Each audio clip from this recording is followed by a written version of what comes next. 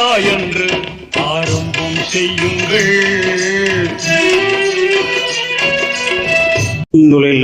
அல்ஹம்துலில்லாஹி நஹ்மதுஹு வ நஸ்தஈனுஹு வ நஸ்தக்ஃபிருஹு வ நு'மினு பிஹி வ நதவக்கலு அலைஹி வ நஊது பில்லாஹி மின் ஷுரூரி அன்ஃபுஸினா வ மின் ஸய்யிஆத்தி அஅமாலினா மை யஹ்திஹில்லாஹு ஃபலா முதில்ல லஹு வ மை யுத்லில் ஃபலா ஹாதிய லஹு வ நஷ்ஹது அன் லா இலாஹ இல்லல்லாஹ் வஹ்தஹு லா ஷரீக லஹு வ நஷ்ஹது அன்ன சய்யதினா நபியினா மௌலானா முஹம்மதன் அப்துஹு வ ரசூலுஹு ஃபகத் கால அல்லாஹு தஆலா ஃபில் குர்ஆனில் அஸீம் வ ஃபில் ஃபுர்கானில் மஜீத் அஊது பில்லாஹி மினஷ் ஷைத்தானிர் ரஜீம் பிஃபضل பிஸ்மில்லாஹிர் ரஹ்மானிர் ரஹீம் இன்னல் முபذிரீன கானு யஹ்வான ஷயாத்தீன் வ கான ஷைத்தானு ரப்பிஹி கஃபூரா இலா ஆகிரி ஆயா. கால நபி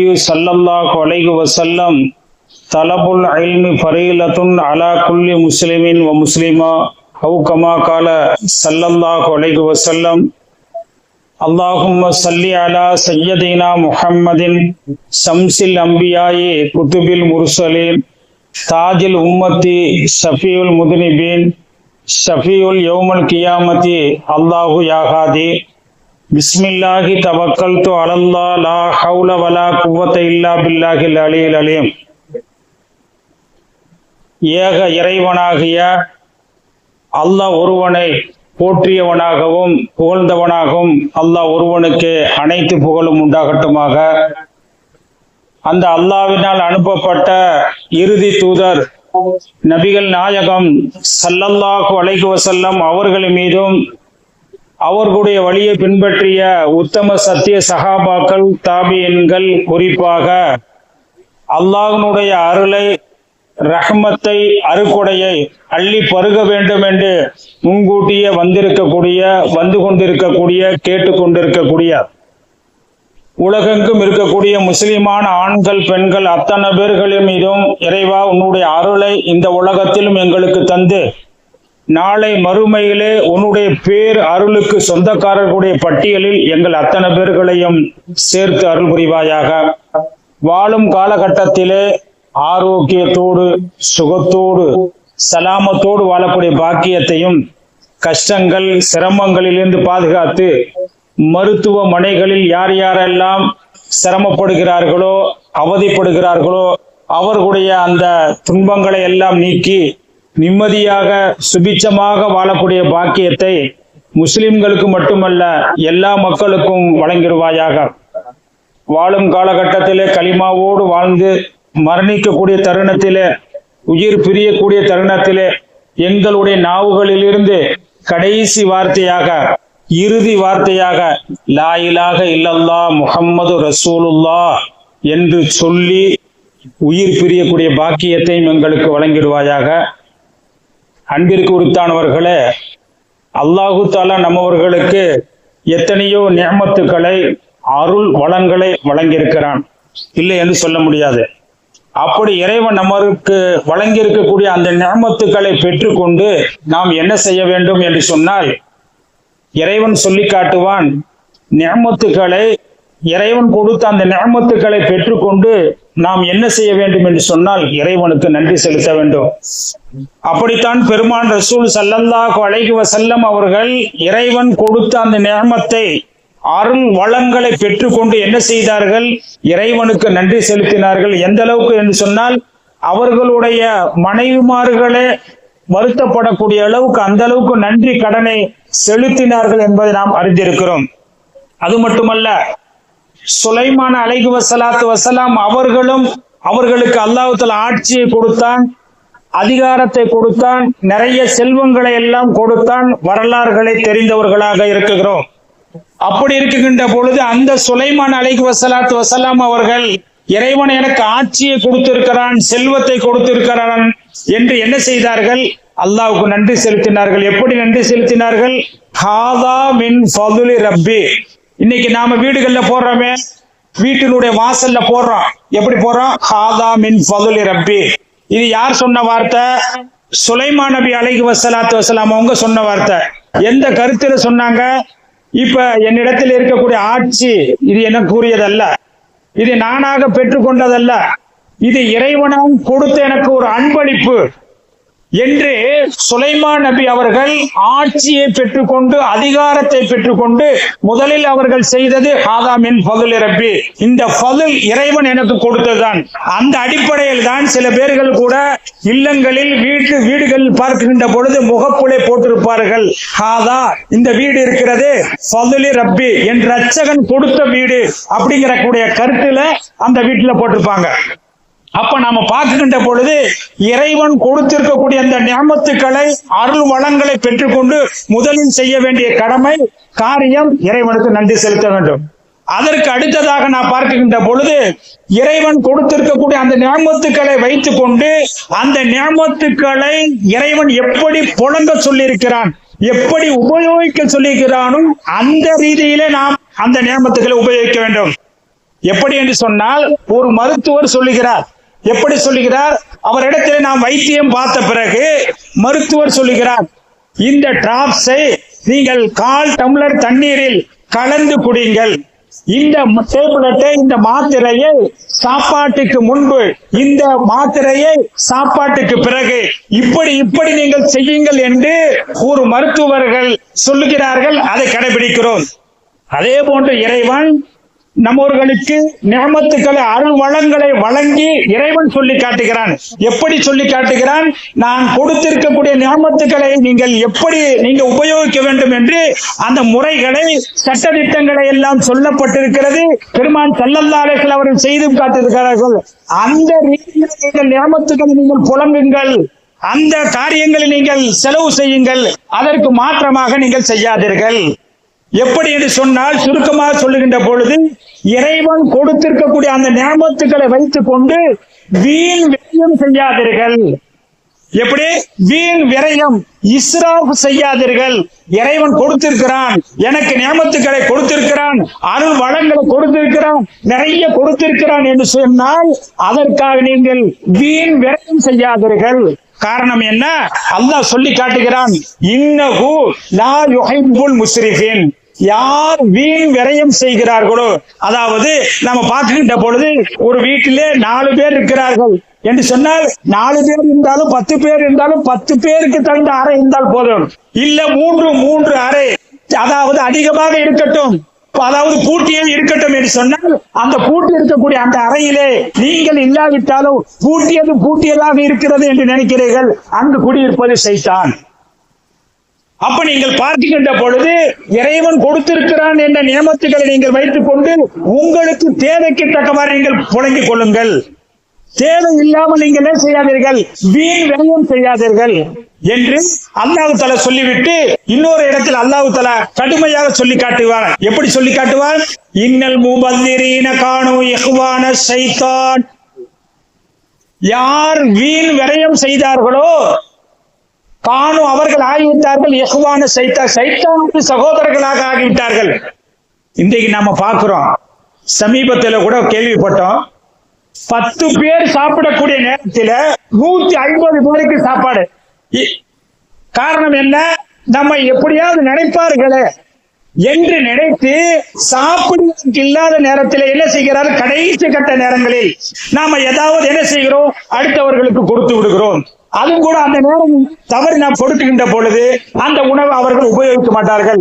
எத்தனை திருமண மண்டபங்களை நாம் பார்க்கின்ற பொழுது எவ்வளவு உணவுகள், அதாவது நான் பார்க்கின்ற பொழுது 1 கிலோ இறைச்சி வாங்கணும்னு சொல்ல என்ன விலை, ஆனா திருமணங்களில் நாம் பார்க்கிறோம். அப்படி பார்க்கக்கூடிய தருணத்தில் எவ்வளவு உணவுகள் வீண் விரயம் செய்யப்படுகிறது. நான் பார்க்கின்ற பொழுது உணவுகளை சப்பளை செய்கிறோம் என்று சொன்னால், அவர்கள் போதும் என்று சொன்னால் இல்ல பரவாயில்லை மீண்டும் நாம் கொடுக்கின்ற பொழுது சாப்பிட முடியாமல் அந்த உணவு வீணாக போகிறது, வீண் விரயமாகிறது. கடைசியில் நீங்கள் பார்க்கின்ற பொழுது அந்த திருமணத்தில் உணவுகள் பற்றவில்லை. இன்னும் நாம் பார்க்கின்ற பொழுது பல இடங்களில் பார்க்கின்ற பொழுது அதாவது 100 பேருக்கு 1000 பேர் அளவுக்கு என்ன சமைத்து விடுகிறார்கள். அந்த உணவு கடைசியில் யாருக்கும் இல்லாமல் போய்விடுகிறது. அப்ப நாம பார்க்கின்ற பொழுது இறைவன் வீண் விரயம் செய்யக்கூடாது. காரணம் என்ன?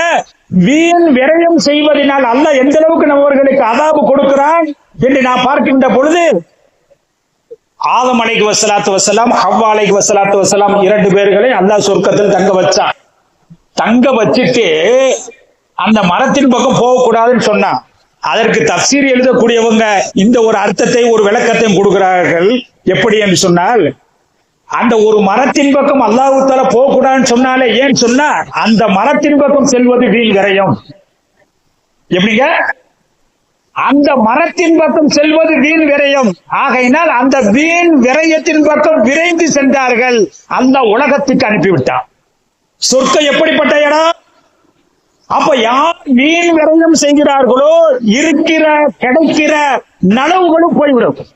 சொர்க்கத்தில் நல்லா தானங்க இருந்தாங்க, சுகபோகமாக தானங்க இருந்தாங்க. அந்த வீண் விரயம் என்ற அந்த மரத்தின் பக்கம் போனாங்க. அல்லா போயிட்டா உலகத்துக்கு போ, அல்ல உலகத்துக்கு. அப்ப இருக்கக்கூடிய அந்த நேமத்துக்கள் வீண் விரயத்தின் மூலமாக போய்விடும். இன்னும் நான் பார்க்கின்ற பொழுது இன்னும் எத்தனையோ பல வரலாற்று சம்பவங்களை எல்லாம் அந்த கிதாபுகளில் பதிவு செய்கிறார்கள். எப்படி என்று சொன்னால், இந்த வீண் விரயம் என்பது உணவு மட்டுமல்ல, எல்லா விஷயத்திலும் நாம் வீண் விரயம் இருக்கக்கூடாது. ஒழு செய்கிறோம். ஒழு என்பது என்னங்க? தொழுகைக்கு முக்கியமானது. ஒழு இல்லைன்னு சொன்னா தொழுகையே கூடாது. எப்படிங்க? காத்து பிரிஞ்சிருச்சு, இந்த 1000 ரக்காத்துக்கள் தொழுதாலும் தொழுக கூடாது.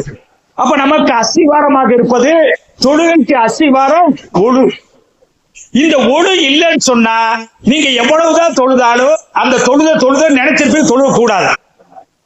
அதுக்காக நாம சொல்றது, ஜும்மாவுல கூட அதாவது சில பொசிஷன்ல உட்காரக்கூடாதா, நம்மள அறியாம காத்து பிரிஞ்சு போயிடும். எப்படிங்க? ஜும்மாவுல கூட சில நேரத்தில் நம்ம மெய் மறந்து தூக்கம் வரும். அப்ப நம்ம சில பொசிஷன்ல உட்கார்ந்தப்ப காத்து நம்மள அறியாம பிரிஞ்சிடும். நாம ஜும்மா தொழுகிறோம் நினைச்சுக்கிட்டு இருப்போம். அப்ப அதனால எப்போ நம்ம வேண்டாம், நமக்கு நன்மை இழந்துட்டு வந்தா மீண்டும் கிடைக்காது.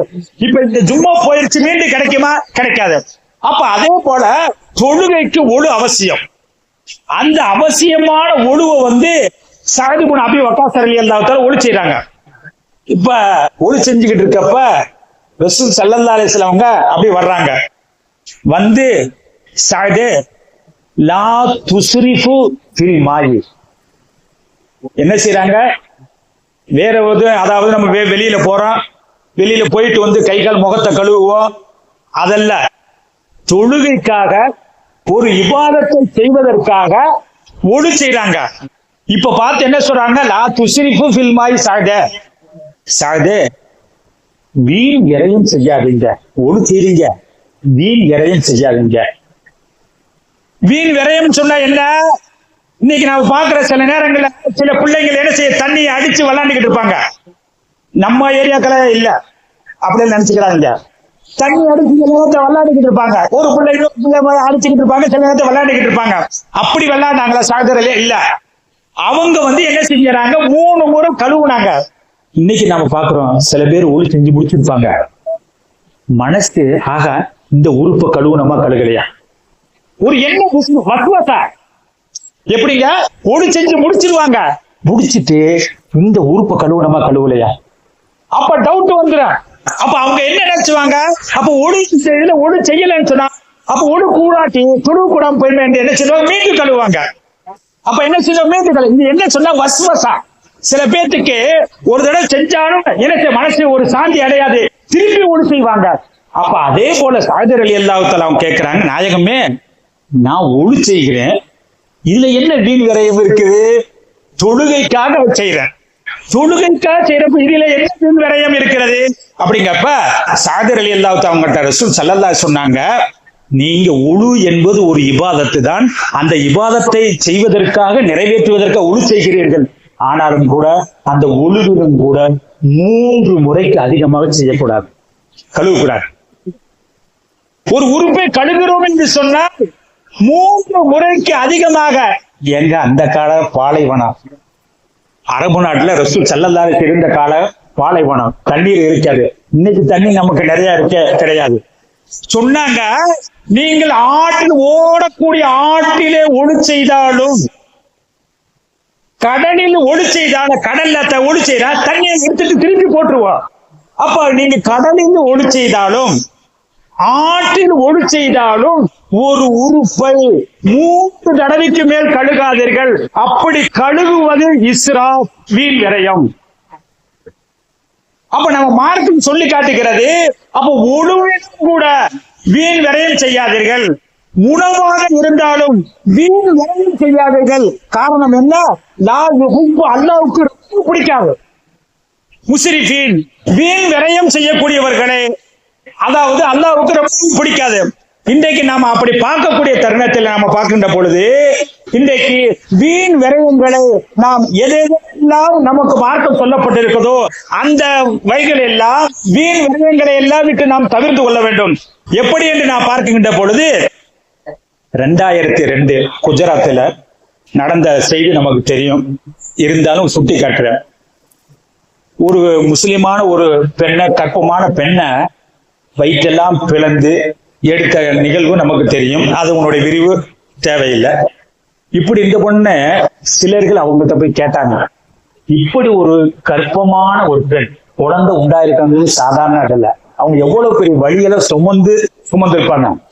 அந்த நேரத்துல வயிற்றை கிழிச்சு குழந்தையெல்லாம் எடுத்து இப்படி எல்லாம் நீங்க சித்திரவதை செய்றீங்களே அப்படின்னு கேட்கிறப்ப அவங்க என்ன சொன்னாங்க தெரியுங்களா?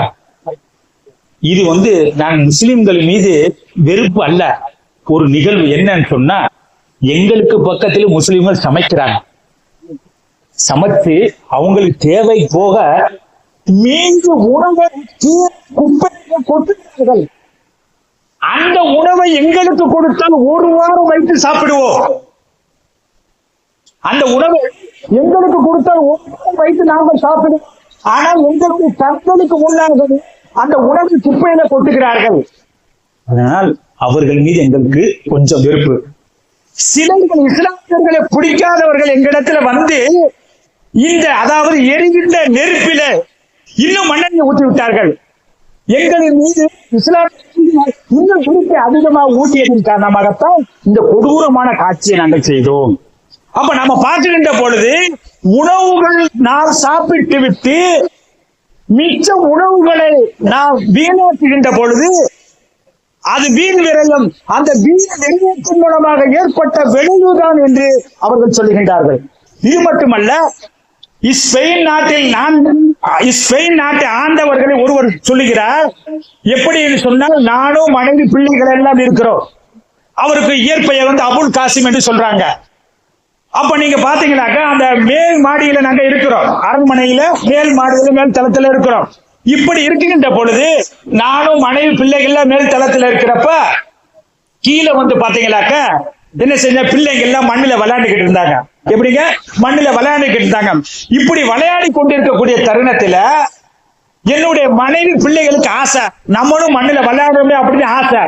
ஆகையினால அவங்க ஆசைப்பட்டதன் காரணமாக என்ன செஞ்சுட்டேன், அவங்களுக்கு பன்னீர், பன்னீர், ரோஜா, கற்பூரம் இது போன்றவைகளை எல்லாம் கொடுத்து பிளந்து அவர்கள் வரலாற்றம் என்பதற்காக நிறைய என்னுடைய பெருமை, என்னுடைய அந்தஸ்தெல்லாம் தெரிய வேண்டும் என்பதற்காக அவர்களுக்கு அத்தனை மேல் தளத்தில் வைத்து அவர்கள் அதாவது பிசைந்து விளையாடட்டும் என்பதற்காக உயர்தரமான பொருட்களை எல்லாம் வாங்கி கொடுத்தேன். ஆனால் சில காலத்திற்கு பிறகு அல்லாஹ் என்ன செஞ்சான் தெரியுங்களா? நீ வீண் விரயம் செய், மண்ணு கொடுத்தா போதும், மண்ணில விளையாண்டுக்கிடுவாங்க. அதற்கு அதிகமாக கொடுத்ததின் காரணமாக அல்லாஹ் தஆலா ஆட்சியை பிடுங்கினார். அது மட்டுமல்ல, சிறையில் அடைக்கப்பட்டார். நாளைக்கு பார்க்கின்ற பொழுது நடுத்தருவுக்கு வந்து விட்டார். அவருடைய வரலாற்றுகளை நீங்கள் பார்க்கலாம். அப்ப நாம பார்க்கின்ற பொழுது எப்பொழுதுமே இஸ்லாமியர்களாக இருக்கக்கூடியவர்கள் எப்பொழுதும் வீண் விரயம் என்பது கூடாது. வீண் விரயம் செய்யக்கூடியவர்களை அல்லாஹ் நேசிக்க மாட்டான். இன்றைக்கு நாம் எதற்காக சொல்ல வருகிறேன் என்று சொன்னால், இந்த பட்டாசுகள் வெடிக்கிறார்களே, இதை கருத்து கணிப்பில் பார்க்கின்ற பொழுது அதிகமானவர்கள் இஸ்லாமியர்கள் தான் வெடிக்கிறார்கள். அவர்கள் செய்கிறார்கள், அவர்களுடைய கொள்கை, அவர்களுடைய கலாச்சாரம் செய்கிறார்கள், அது தவறில்லை. ஆனால் களிமாவை சொல்லி இருக்கக்கூடியவன் ஒரு பட்டாசை வெடிக்கிறான்னு சொன்னா வீண் விரயமா இல்லையா?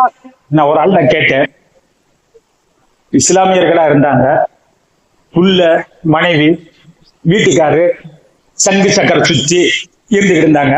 அப்ப நான் கேட்டேன், நானா என்ன சங்கு சக்கரம் சுத்திக்கிட்டு இருக்கீங்களே?